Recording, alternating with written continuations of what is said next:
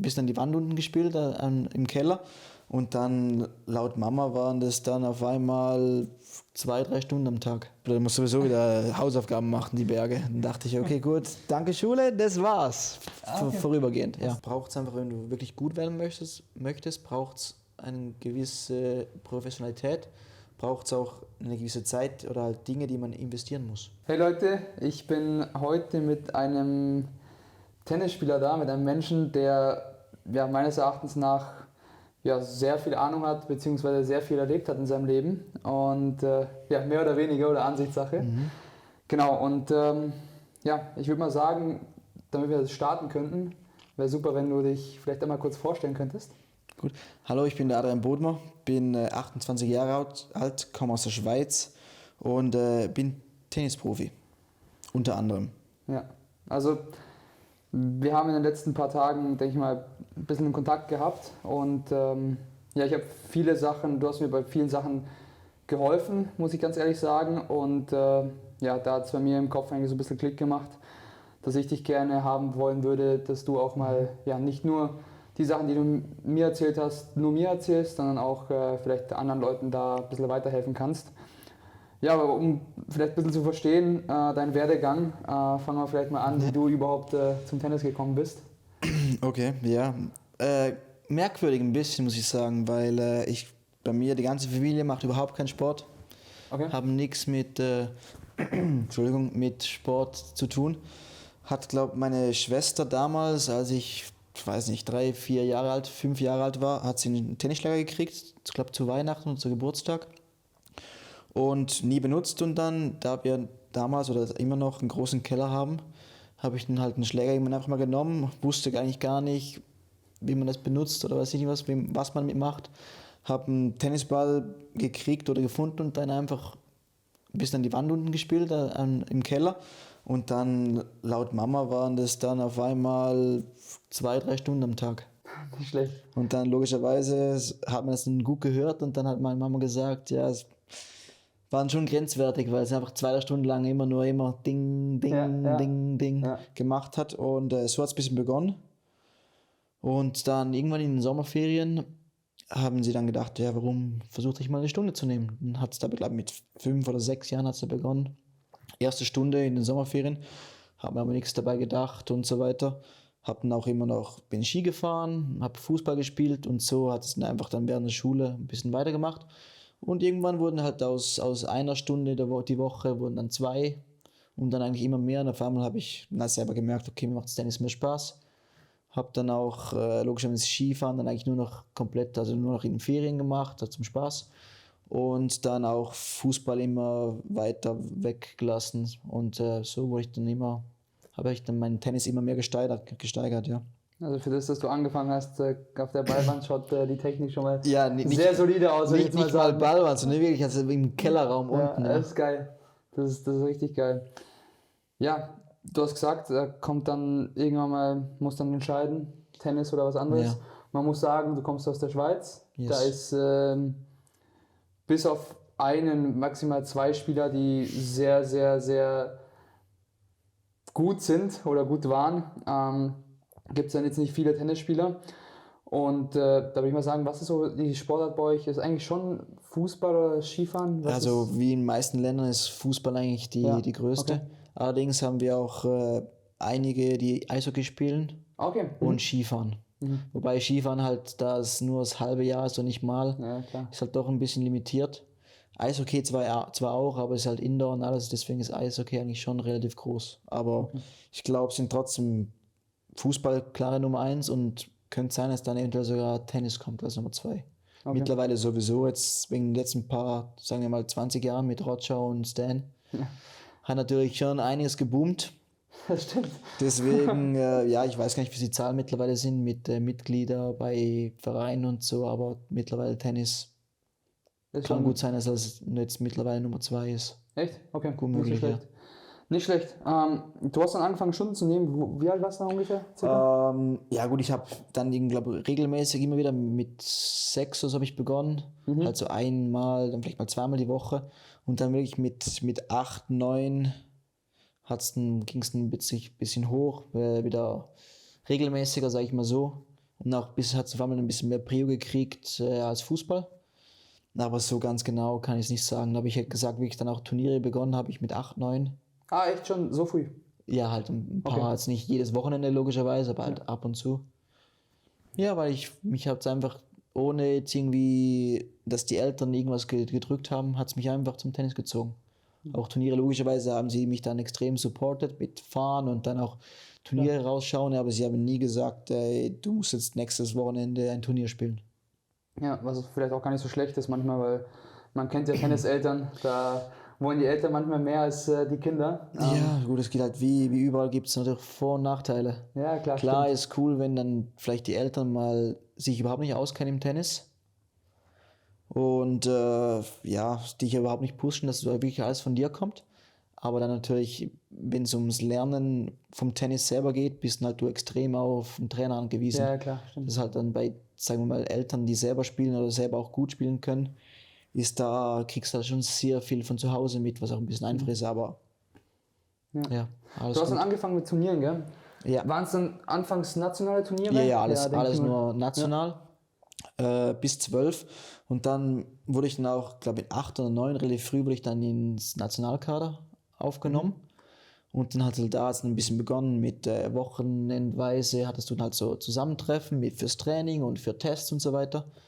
Und dann kommst du irgendwann auch ins Ranking rein in der Schweiz, also schweizweite Rangliste, sagen wir mal so.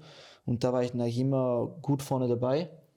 Und dann hat es mich dann auch begonnen, dann mit 12 hat dann die Schweizer oder die Föderation hat dann auch ein paar internationale Turniere begonnen auch zu begleiten und da wurde ich dann, glaube ich, 2 oder 3 Mal eingeladen, nur 12. Ah, okay, dass du dann, Ja. Hieß es damals schon Tennis Europe bei dir, oder? Nee, also damals gab es ja überhaupt kein Ranking in dem Alter, bis U18. Ah, okay. Mittlerweile gibt es ja, oder bis U16. U16 hat es ein Ranking gehabt. Ja. Aber jetzt mittlerweile gibt es, glaube ich, U12 und U14 Ranking, U12, soweit ich U14, weiß. U16, U18, du kannst... Genau. Ich glaube, U12 gab es überhaupt noch kein Ranking, jetzt aber nur nationales. Und dann war ich, glaube einmal Großbritannien dabei und zweimal Frankreich, glaube ich. Okay. Und halt alles betreut mit Verbandstrainer und... Okay. Also schon eine andere Welt, ja. Bist du ja die Schiene pro Federation gegangen? Ich hatte eigentlich nicht viel zu tun mit der Föderation. Ich war logischerweise im Kader dabei und da gab es regelmäßig dann so Kaderzusammenzüge fürs Training. Ja. Und dann wie gesagt, war ich da beim nationalen Ranking immer relativ gut dabei. Und dann habe ich halt so ein bisschen die Einladung gekriegt. Wobei jetzt da in dem Alter waren es, glaube ich, nicht nur so, dass immer nur die Besten mitgenommen wurden, sondern wurden einfach ein paar mitgenommen und halt logischerweise dann, also war ich halt bei 3 Turnieren war ich dabei und dann bei anderen 3 war vielleicht auch wer anderes dabei. Und so hat es noch ein bisschen begonnen und da war ich extrem happy, weil dann habe ich dann einen Schweizer Trainer gekriegt, logischerweise, also Swiss-Tennis-Trainer hier und dann habe ich gedacht, jetzt habe ich ihn richtig weit gebracht. Auch in Turnieren dann schön mit dem Schweizer Kreuz auf der Brust, es war und jetzt, eine witzige Zeit. Jetzt, wenn du darüber nachdenkst, denkst du, wenn ich nur damals wüsste, wie weit es gehen könnte. Das wusste ich natürlich überhaupt nicht. Ist vielleicht auch einer der Vorteile, wenn du Eltern hast, die schon gut gespielt haben, die wissen, wie viel man da reinstecken muss. Ja. Wobei es vielleicht auch, wie gesagt, auch wieder gut war, dass sie nicht wussten, wie viel man da reinstecken muss und deswegen habe ich vielleicht auch so viel Support bekommen, weil vielleicht hätten sie uns gesagt, nee, machen wir niemals, kann auch sein. Und halt allgemein, ich glaube schon, war ganz wichtig, solche Momente zu haben als Kind oder als 11-, 12-Jähriger. Weil logischerweise hast du ein super Gefühl, wenn du dabei bist und dann möchtest du dann U14-mäßig wieder dabei sein und dann mit U16 und so hast du eigentlich immer wieder ein bisschen, sagen wir mal, neue Ziele. Ja, nicht schlecht. Also kann man so sagen, du hast eigentlich international dann alles durchgespielt, so bei den Junioren? Ja, wie gesagt, war vielleicht ein bisschen, also nicht glücklich, aber halt war gut, dass ich da in der Schweiz eigentlich immer unter der besten 2, maximal 3 war. Okay, immer Top 3. Gibt es vielleicht Namen, die heute den Leuten was sagen oder gibt's halt jetzt einen, der sich wirklich richtig gut hochgespielt hat. Er ist jetzt zwar wieder ein bisschen zurückgefallen, aber der war mal an den Top 50, war Marc-Andrea Hüsler, ist ein Jahr jünger wie ich. Okay. Klar, hat nicht ganz mitgezählt, weil in dem Alter macht ein Jahr noch relativ viel Unterschied. Aber sonst haben die meisten eigentlich aufgehört. Okay. Jetzt in dem Alter. Ja. Oder halt entweder schon ein bisschen früher, mit 18, oder halt dann nach dem College, weil da ging noch 1-2 gegen College-Tennis spielen. Und da war ich halt eigentlich immer dabei, wie gesagt, weil ich immer in Top 3 war ich immer bei den europäischen Meisterschaften im Team und Einzel. Und so habe ich dann eigentlich plus minus halt alle sagen wir, größeren Turniere bis U18 habe ich mitgemacht. U18 habe ich natürlich auch begonnen mit 16, aber habe es nie wirklich hergekriegt, dann wirklich an Grand Slam zu gehen. Ich hätte zwar im letzten Jahr die US Open spielen können, die Quali, aber für was dann halt wirklich das Geld in die Hand nehmen und dann Quali zu spielen. Und ich hatte dann da kommen wir wahrscheinlich noch später dazu, hatte ich dann schon ATP-Punkte in der Zeit und so und dachte ich, okay, wäre zwar eine coole Erfahrung, aber schauen wir, dass ich es als Erwachsener hinkriege. Ja, klar. Eigentlich Ziel. Ja. Ist nochmal ein noch höheres Ziel als davor. Muss immer weitergehen. Ich verstehe es, bei den Juniors kriegst du halt kein Preisgeld. Also gehst du halt aufs Turnier und ist so ein bisschen, ja, entweder du hast einen Sponsor, der das Ganze finanziert, oder halt nicht, oder finanzierst es halt selber. Und ich glaube, jeder Mensch weiß, was so ein Flug nach Amerika kosten kann. Und ich denke mal, es war nicht nur dann für dich, sondern es war dann bestimmt für Coach und für noch 2, 3 andere Leute, weil du willst ja da nicht alleine hinreisen, weil es dann schon eine Reise ist von nicht einer Woche, sondern vielleicht 3, 4 Wochen und vielleicht über ein paar Turniere davor noch mit. Deswegen komplett verständlich. Ja, ich will mal sagen, es war gut, dass ich da im Kader war, weil da wurde dann natürlich dann auch die Turnierreisen mit dem Nationaltrainer wurden dann unterstützt von Swiss Tennis. Und da mussten dann die Eltern schon ein bisschen weniger zahlen insgesamt. Ja. Oder dann auch Turniere U18, je nach halt Stärke des Turniers, kriegst du natürlich auch Hospitals, also Hotel gestellt und dann auch Essen. Und klar musst dann Flug und alles zahlen, aber wenn du da auch halt die offizielle Delegation von der Föderation bist, dann kriegt auch der Coach dann auch das Hotel bezahlt und das Essen für ihn. Also da konnte ich dann zum Glück auch die besseren Turniere spielen, außer Grand Slams. Habe ich dann auch relativ gute Turniere gespielt, Junioren dann das letzte Jahr. Und da, klar, musste man einen Flug zum Beispiel nach Asien zahlen. Allerdings war das Hotel wurde vom Turnier bezahlt und dann auch das Essen vom Turnier bezahlt, großenteils. Was dann halt auch wieder, klar, der Flug war dann teurer, dafür fiel das Hotel weg. Also ja. Okay. Was sich Leute bestimmt denken, ja gut, jetzt redet er hier von Turnieren und dass er ein bisschen gut war und so weiter. Was kann man vielleicht so rankingmäßig sagen? Was war dein Junior Highest Ranking? Ich war die Nummer 89, so weil ich es noch im Kopf habe. Top 100. Ja. Das wäre, wenn es jetzt wäre, hättest du ein paar Main Draws in ein paar Future gehabt. Also wäre vielleicht hilfreich gewesen. Und andere Frage, du hast jetzt von Asien geredet und davor das einer der ersten Turnierreisen außerhalb von der Schweiz war Frankreich und Großbritannien.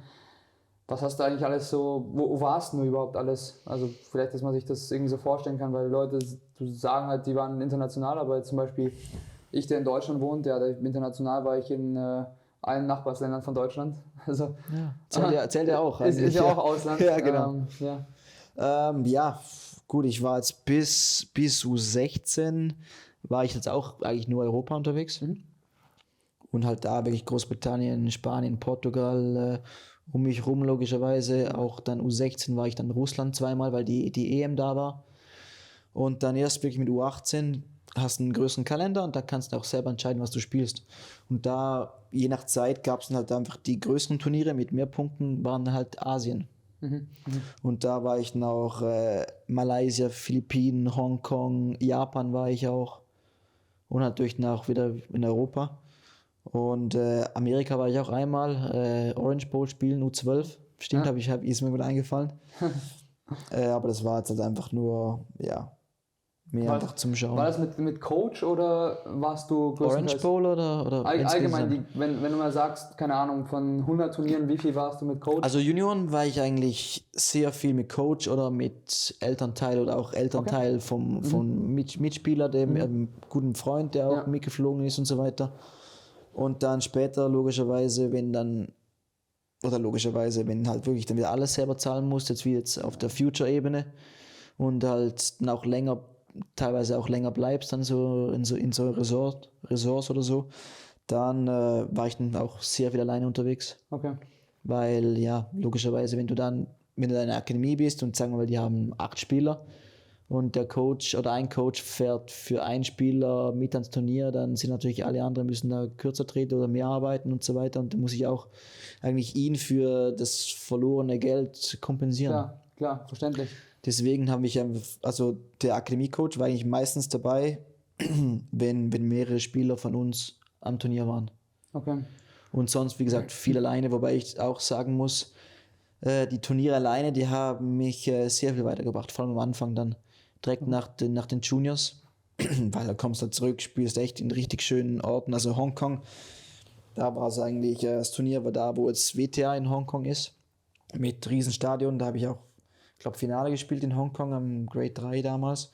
Und wie gesagt, spielst du das Finale im Stadion und schauen Leute zu und das Stadion fast, weiß ich nicht, 8000 Leute. Klar, war es nicht bei weitem nicht voll, aber kriegst halt die Leute mit oder halt das ganze Feeling kriegst halt mit, denkst du, oh, jetzt habe ich es geschafft, und dann gehst nach Japan, Osaka, da wieder, spielst wieder auf der Anlage, wo es WTA wieder ist, und denkst auch, okay, cool, das ist wieder das Stadion, hat nochmal 10.000 dieses Mal und es sind aber auch sogar noch ein bisschen besucht.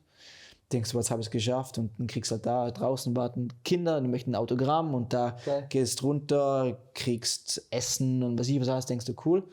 Und dann gehst du auf die Future Tour und schaut halt Eichhörnchen hinten am Baum, schaut ein bisschen zu.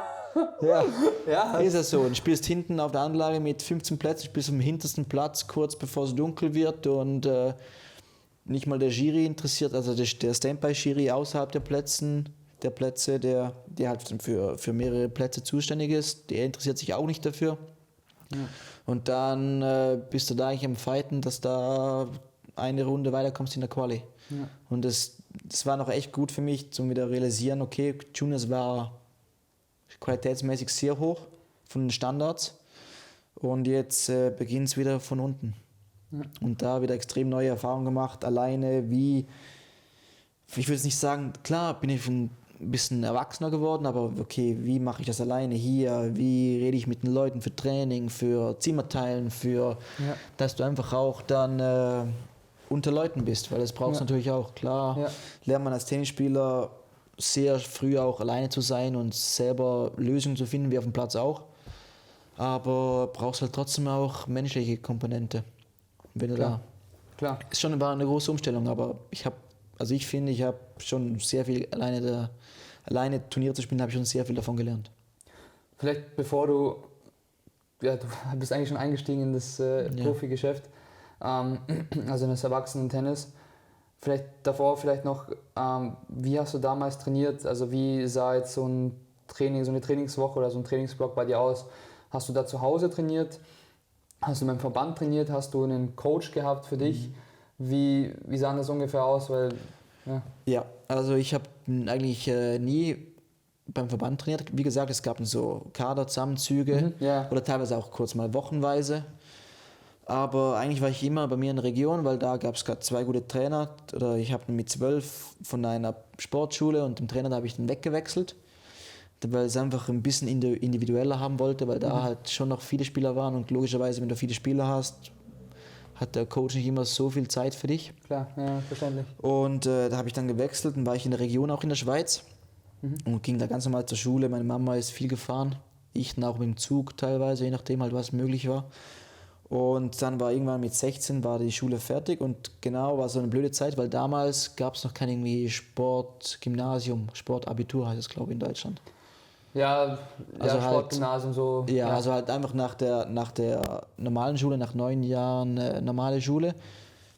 Genau, gab es damals wirklich kein Sportgymnasium für mich. Also es hieß, entweder du machst jetzt Volltennis oder du bist von 8 Uhr morgens bis 5 Uhr nachmittags bis in der Schule und darfst nicht reisen, darfst nicht fehlen. Ja, und kannst am Abend noch so ein bisschen Klavierunterricht nehmen. Als Beispiel, du musst sowieso wieder Hausaufgaben machen, die Berge. Dann dachte ich, okay, gut, danke Schule, das war's. Vorübergehend, ja. Hast dann, habe ich dann wirklich mal die Schule komplett gelassen, weil ich auch froh war. Mir fehlt die Motivation für die Schule. Ich war so im Sport drin, ich liebte einfach alles, was mit Sport zu tun hatte. Und dann hatte ich doch wieder auf einmal viel Zeit für Training. Ja. Allerdings habe ich mich da auch den die Eltern gesagt, okay, jetzt hast du zwar Zeit, jetzt musst du dafür einen Zug nehmen. Ja. Und dann war ich halt, da es ein bisschen in der Provinz war oder weil ich auch ein bisschen in der Provinz lebe, war ich dann am Tag, lass mich überlegen, 3,5 Stunden am Pendeln mit dem Zug. Am Tag. Also waren eineinhalb Stunden hin und dann, weil es eine schlechte Verbindung war, 2 Stunden zurück. Und da habe ich schon viel Zeit verloren. Logischerweise habe ich dann versucht, da Dinge zu lesen und so weiter und so fort, aber waren teilweise auch Kollegen dabei. Und so hat es dann begonnen. Okay. Genau, dann war ich in der Schweiz und dann sind irgendwann 2, 3 Profis aus Vorarlberg sind rübergekommen, auch für Training bei meinen Coaches damals. Ja. Und dann auch, weil sie auch viel am Pendeln waren, ging dann einer der Coaches ab und zu auch nach Vorarlberg. Ist ja Österreich gleich über der Grenze. Im Auto waren es 40 Minuten oder so. Und dann wirklich waren die Voraussetzungen drüben, halt die ganze Anlage und Facilities und alles war einfach noch ein Stück besser, entspannter. Und dann sind eigentlich beide Coaches rüber gewechselt nach Vorarlberg, nach Österreich. Und ich bin dann sozusagen mitgegangen. Auch wieder ohne Schule, haben da im Spielerhaus gelebt, mit anderen Spielern zusammen, war teilweise ein bisschen chaotisch. Wie du dir das sehr gut vorstellen kannst, als 16-, 17-Jähriger. Ja, als 16-, 17-jähriger Tennisspieler mit ein paar anderen pubertierenden Tennisspielern. Genau, ich meine, es war eine super Zeit, wenn du zurückdenkst. Klar, ja. Waren auch wirklich, in meinem Alter waren da, keine Ahnung, 7, 8 Spieler insgesamt. Und dann war ich halt eigentlich nur da, bin am Wochenende dann halt zurückgependelt mit dem Zug. Oder halt teilweise auch abgeholt oder teilweise geblieben, je nachdem. Und dann mit 18 Führerschein gemacht, dann war ich wieder bei den Eltern zu Hause gewohnt oder habe ich wieder bei den Eltern zu Hause gewohnt. Und war dann natürlich am Pendeln jeden Tag in dem Auto. Und bis ich mich dann wirklich entschlossen habe, okay, jetzt bleibe ich einfach da. Ja. Und war da in der Akademie. Die Akademie war jetzt nicht mit dem Vorarlberger Tennisverband verbunden, aber es war halt waren die gleichen Trainer, waren auch die gleichen Trainingspartner, war die gleiche Anlage, überall alles, also alles insgesamt war alles da. Und war sozusagen eine Akademie für die Vorarlberger oder für die Österreicher und dann auch für Schweizer, für Deutsche, je nachdem wer halt Lust hatte, da bei uns zu trainieren. Okay. Und dann hatten wir echt lange Zeit hatten wir eine coole Trainingsgruppe. Und dann kam halt, später dann irgendwann das Alter, wo halt Leute haben gemerkt, okay, sie wollen es doch nicht so, wie man es eigentlich, oder wie sie es bräuchte, um weiterzukommen. Oder finanziell hat es nicht mehr gepasst. Es gibt ja im Tennis, müssen viele Voraussetzungen stimmen und da sagen wir mal, lange genug mitmachen zu können. Ja, klar. Wenn der Erfolg immer ausbleibt, dann wird es sehr schwierig. Ja. Du hast gesagt, US Open hast du dann als Junior geskippt, weil du damals schon ein ATP-Ranking hattest. Ja.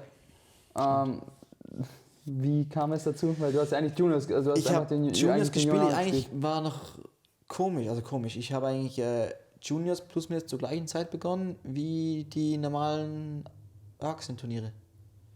Also da habe ich halt logischerweise Juniors international gespielt und dann die Erwachsenen-Turniere eigentlich nur in der Schweiz. Wobei wir hatten immer 3 oder 4 Turniere hatten wir in der Schweiz. Da habe ich logischerweise die immer gespielt. Hatten da auch Wildcards gekriegt teilweise für die Quali. Okay, ja. War sehr gut, einfach um Erfahrung zu sammeln. Und da auf einmal auch dann mit 16, weiß nicht genau, 16,5 oder 16 irgendwas, habe ich mich auf einmal qualifiziert und dann den ersten Punkt geholt, ja. Wie war das? Kannst du dich noch daran erinnern? Ja, ich kann mich gut daran erinnern. Echt? Ja, sehr gut. Ich meine, logischerweise bist du mit 16, bist mit die Jüngste da, mit vielleicht 1, 2 Kollegen aus der Schweiz und hast halt überhaupt keinen Druck, du kennst dich nicht aus, weißt nicht, siehst dann das Ranking da, denkst, das spielt gut, aber hast halt eigentlich weniger Respekt davor, weil du dich nicht so auskennst. Ja, klar. Und was dann, vielleicht ein Vorteil ist. Ja, definitiv. Und ich war halt jung und frech, wie gesagt, habe ich nicht groß interessiert, einfach gespielt, Gas gegeben, mit der Einstellung reingegangen, okay, ich habe nichts zu verlieren, was ich auch nicht hatte. Ja, klar. Mit 16. Genau, und dann auf einmal eine Runde gewonnen in der Quali. Denke, okay, gut gespielt. Auf einmal habe ich ein Gesetzen geschlagen in der Quali und da waren 2 Quali-Runden. Ja. War ein kleines Raster wegen Indoor. Und dann dachte ich, war mir okay, wow, gut gespielt. Jetzt schauen wir mal, gegen wen ich spiele im Hauptfeld. Dann habe ich da gegen einen Schweizer Wildcard gespielt, der auch Punkte hatte, der ein bisschen älter war wie ich. Und dann dachte ich, okay, gut, jetzt alles oder nichts. Und dann bist du einfach am Spielen, wie gesagt, hast nichts zu verlieren. Und dann, logischerweise, der andere war älter, hatte schon Punkte und das habe ich damals schon gemerkt, war ein bisschen angespannt. Und auf einmal stehe ich dann da beim Matchpoint für mich, eigener Aufschlag. Ich so, okay, wow, was tue ich da? Und ich bin eigentlich überhaupt kein Surfen-Volley-Spieler. Auf einmal packe ich einen Surfen-Volley aus kompletter Panik raus, weil ich einfach nicht wusste, was ich machen soll. Hat irgendwie funktioniert und auf einmal dachte ich so, okay, wow, ich habe einen ATP-Punkt, krass. Jetzt habe ich den Punkt, ja. Ja. Nicht schlecht, geil. Ja, war cool. Aber jetzt wirklich damals hat es mich schon interessiert. Aber ich wusste, dass ich Fokus auf sagen wir mal, auf den Juniors habe, auf den Junioren habe. Ja. Und deswegen war es cool, aber ich habe jetzt mit meinem Punkt auch nicht irgendwie versucht, noch mehr Turniere zu spielen. Sondern ich habe ihn einfach geholt und cool, that's it. Ja. War vielleicht auch ein gutes Zeichen zu wissen, okay, wie mein Level ist auch, jetzt nicht nur Junioren, sondern auch sonst. Mhm. Und dann ging es eigentlich zurück wieder auf die Junioren-Touren, habe ich da dann bisschen hochgespielt. Ja, auf 89. Ja, ist gut. Ich muss auch sagen, 89 war, glaube ich, relativ am Schluss meines letzten Jahres. Da habe ich jetzt nicht mehr, oder konnte es nicht mehr unbedingt brauchen, das Ranking. Ja, aber immerhin, du bist Top 100 bei den Juniors gewesen, das können nicht viele von sich behaupten. Dann war irgendwann mal die Zeit, let's go bei den Pros. Dann waren die Junioren fertig und ich war jetzt mittel zufrieden mit meiner Juniorenzeit. Also es super Zeit gehabt, die Erinnerungen sind Wahnsinn, die man da mitnehmen kann. Mit den ganzen Reisen und wie man da, oder dass man da Dinge sieht, die man sonst nicht so sieht, wie Asien, die ganze Tour und so weiter. Was hast du daraus mitgenommen? Wenn du, keine Ahnung, wenn dich irgendjemand fragt, wenn du nach den Juniors aufgehört hättest gesagt, okay, alles klar, jetzt ist Cut, jetzt fange ich an, Berufsleben, irgendwas, keine Ahnung. Okay. Toughe question, ja. Was hast du da so mitgenommen aus den Juniors? Irgendwas, wo du sagst, also das und das hätte ich wenn ich Juniors nicht gespielt hätte, hätte ich das niemals gelernt oder niemals mitgenommen oder hätte mir nicht im Leben weitergeholfen oder auch nicht weitergeholfen, wer weiß. Logischerweise, wenn du im eigenen Land schon relativ, sagen wir mal, in Top 5, Top 3, was auch immer, je nachdem halt wie groß das Land ist, auch bei den Besten mitspielst, dann hast du zwar irgendwie eine Ahnung, was Professionalität ist und wie man das macht im Training, in den Matches, aber dann, wenn du wirklich dann bei den besseren, bei den größeren Turnieren dabei bist bei Junioren, merkst du erst richtig, okay, die sind nochmal ein Stückchen professioneller, die haben da, klar hat der Verband auch vielleicht teilweise auch andere Möglichkeiten wie jetzt England oder weil die halt mehr Geld haben. Klar, ja. Aber da war man ein Physio dabei, dann machen die das vom Training und das und das und das und dann die analysieren die Matches so und so und so und jetzt nicht nur tennisspezifisch, sondern einfach auch allgemein im Leben braucht es einfach, wenn du wirklich gut werden möchtest braucht es eine gewisse Professionalität, braucht es auch eine gewisse Zeit oder halt Dinge, die man investieren muss. Klar, ja. Das ist genauso ein Job wie für jeden anderen Menschen, der, keine Ahnung, um 8 Uhr in der Früh rausgeht und um 5, 6 Uhr abends heimkommt. Das genau, und wenn du da dann weiterkommen möchtest, dann musst du halt teilweise bis 6, 7 bleiben. Oder musst irgendwas mehr Arbeit machen, was auch immer. Ja, klar, es kommt ja nicht, es fällt ja nicht irgendwie vom Himmel irgendwie. Ich sage jetzt bin ich Tennisprofi und dann morgen bin ich Tennisprofi und das war's, ohne irgendeinen Effort. Und das habe ich dann wirklich es wurde mir richtig bewusst, wie professionell die alle sind und dann auch das erste Mal, wie eng das alles ist. Vom Ranking her, vom Level her. Klar, es ist schon fast eigentlich tagesformabhängig dann oder? Ja, gut, klar, Junioren, das sind noch ein bisschen emotionaler. Die kann immer sein, dass auf einmal dann, weil sie einfach so im Teufelskreis drin sind, jetzt sagen wir mal mental, negativ, dass sie halt da auf einmal einfach irgendwann wechseln und nicht mehr zurückkommen, ist natürlich bei den Erwachsenen ein bisschen weniger so. Ja. Aber halt einfach, da hat man wirklich gesehen, wie viele Leute das gut spielen. Als Beispiel. Wie viele Leute es gibt, die dieses Potenzial haben. Ja, ich finde auch irgendwie, ich weiß nicht, bei mir war es jetzt nicht so der Fall, weil Deutschland einfach eine sehr große Nation ist und vielleicht, weil ich nicht das Talent hatte oder habe. Das ist andere Voraussetzungen. Ja. Also halt einfach jetzt, auch im Land selber. Ja, und jetzt kommst du aus einem Land, wo du einfach, keine Ahnung, immer der Beste bist oder einer der Besten bist und du gehst in die weite Welt raus und merkst aber, also das, was ich in meinem Land bin, ich bin da weit weg von den Weltbesten, weißt du, man? Jedes Land hat da solche wie mich 5-mal, also, weißt du, man? Das ist vielleicht auch noch irgendwie sowas, was man auch so mitnehmen. Was gut tut, ja. Gut, ich hatte das nie, ich hatte nie das Gefühl, okay, ich